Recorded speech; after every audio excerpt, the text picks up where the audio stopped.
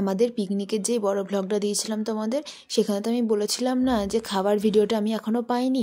তো এতদিন পরে আমি পেয়েছি, তাই তোমাদের সাথে ভাবলাম একটু শেয়ার করে নিই। আর কী কী হয়েছিল সেটা তোমাদের সাথে বলে নিই। দেখো, প্রথমেই দিয়ে দিয়েছিল বেগুনি, 2টো করে বেগুনি দিয়েছিল। আমি একটা খাওয়ার পর মনে পড়েছে ভিডিও করার কথা। তারপরে স্যালাড, তারপরেই ভাত চলে এসেছিলো, তারপরেই ছিল ভেজ ডাল। ভেজ ডালের আগে কিন্তু তরকারি দিয়ে দিয়েছিল, মানে ফুলকপি রোস্ট টাইপের করেছিল। আর এরপরেই এলো ডাল। আর যেহেতু নিজেদের ক্যাটারিং, তো তাই একটু মানিয়ে নিয়েছিলাম আর কি। এটার পর এটাই যে আসতে হবে তার কোনো মানে ছিল না।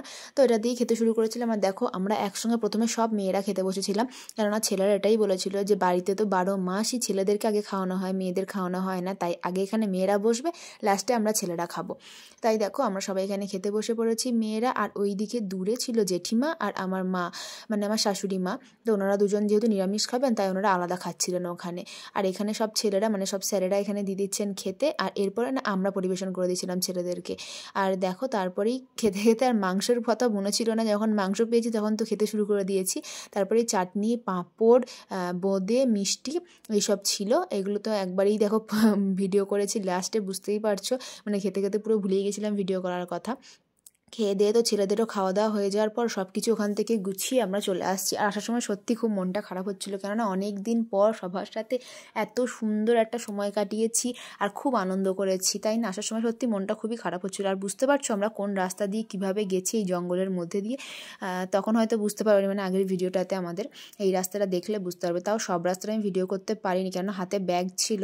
তার উপর যদি আমি ফোনের দিকে তাকিয়ে থাকি, তাহলে আমি নির্ঘাত এই রাস্তায় উল্টে পড়তাম। আর জায়গাটা সত্যিই কত সুন্দর না, কত নিরিবিলি। সত্যি বলতে জায়গাটা খুবই ভালো ছিল, কিন্তু অনেকটা দূরে ছিল।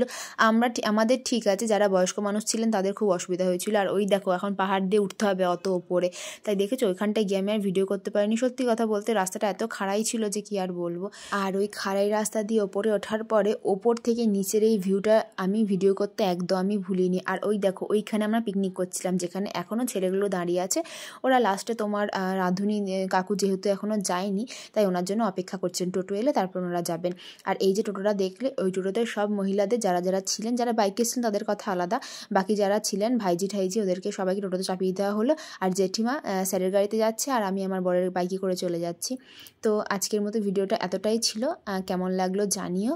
আর নেক্সট সপ্তাহে আবার একটা বড় ভিডিও আসবে। আর আমার এই ভ্লগটি তোমাদের ভালো লাগছে সেটা কিন্তু আমাকে জানাতে একদমই ভুলো না। আর রাস্তাটাও দেখো কত সুন্দর ছিল। সারাদিন আনন্দ করে তখন তো বুঝতে পারিনি এতটা ক্লান্ত হয়ে গেছি। বাড়ি গিয়ে আর অবস্থা মোটেই ভালো ছিল না, তাই এটুকুই ভিডিও করতে পেরেছি। তো চলো, আজকের মতো টাটা।